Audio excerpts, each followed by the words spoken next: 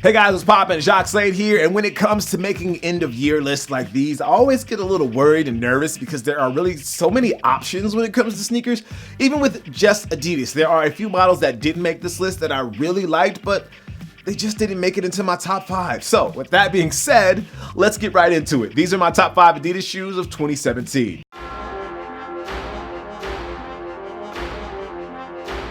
All right, starting at number 5, we have the Adidas EQT Boost 9317. As you can tell from the name, this shoe was originally launched back in 1993. Back then, they just called it the Equipment, but when Adidas Originals brought it back last year, I believe, they started calling it the EQT. For 2017, Adidas updated the silhouette and added Boost, which really gave the model new life, in my opinion. There were a few collabs on this model, and Adidas launched a bunch of GR colorways, but overall, I think this was one of the better offerings from the three stripes. There was a normal version of this shoe as well without Boost, but in my opinion, the addition of Boost really was what set this model apart from the rest of the shoes in the Adidas world. Ultra Boosts were obviously a big deal, but I favored the look of the EQT Boost 9317 a little bit more for this year, so that's my number 5. Moving on to number 4, we have one of the best collaborations, I think, for 2017 for anyone, which was Pharrell and Adidas on the NMD Human Race sneaker. Pharrell and Adidas have done a ton of work in the last few years, and it really feels like in 2017, the collaboration between the two of them is when it really started to come into its own space.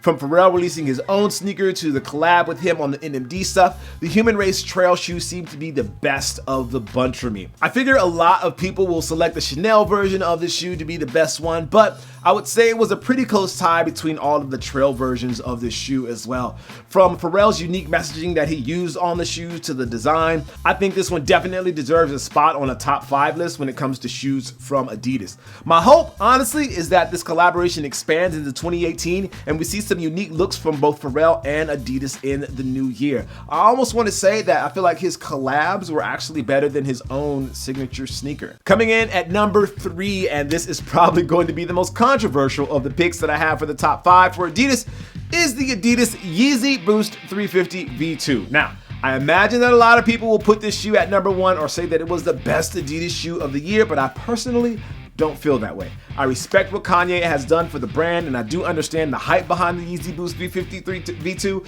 but it just didn't have that complete feel for me to give it the number 1 spot. Again, I get it. It's a hype shoe. Everyone and their mama wants to have a pair, but it just didn't do it enough for me to make it number 1. On one hand, I'm happy that the shoe has made its way into pop culture and people know about it. I've seen tech YouTubers wearing it. I've seen executives wearing it with suits, rocking it casually, but it just isn't the winner for me. So at my number 3 spot is Kanye's Yeezy Boost 350 V2. Before we move on to number 2 and number 1, there are a few honorable mentions that did not make the list. The first of those is the Adidas Ultra Boost. While I know this is the most comfortable shoe that Adidas makes with Boost, I don't feel like there was anything new about this shoe in 2017. I honestly feel it's time for Adidas to step it up and really show us something different about the Ultra Boost other than just a change in the knit pattern on the upper.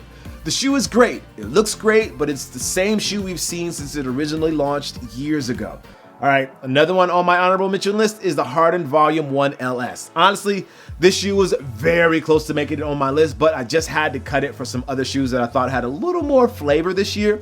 I think Adidas had a great opportunity with the first colorways of the lifestyle version of the Harden 1, but they kind of let the energy die off and left the silhouette on its own. Like I mentioned earlier with the Pharrell stuff, I really do hope that Adidas does some exciting stuff with Harden and his lifestyle line in 2018. Moving on to number 2 is one of, if not the best basketball shoe of the year in my opinion, the Adidas Crazy Explosive 2017.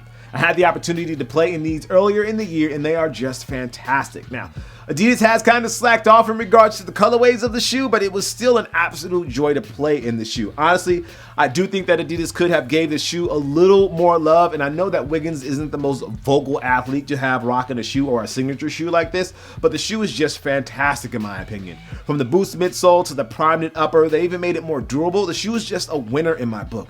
It is priced a little expensive for the Prime Knit version. I do wish it was $10 to maybe $20 cheaper, but I get what Adidas is doing with the prices of items that have Boost in the midsole. It's like a premium. Either way, my number 2 pick is the Adidas Crazy Explosive 2017. When it comes to picking a number one shoe, it's a hard decision, and this is actually the only one on this list that I do not actually own. It is the Adidas Futurecraft 4D. As a guy that loves technology and innovation, it means a lot to me to see a brand really push the envelope with what you can do and how you can create a new sneaker. It would be one thing if it was just cool technology that Adidas was using and just threw it inside of a shoe, but the brand managed to actually use cool technology and make the shoe look dope. The crisscross pattern on the midsole looks amazing, and I hear it's really comfortable. And of course, that prime knit on the upper is just perfect for this style of shoe.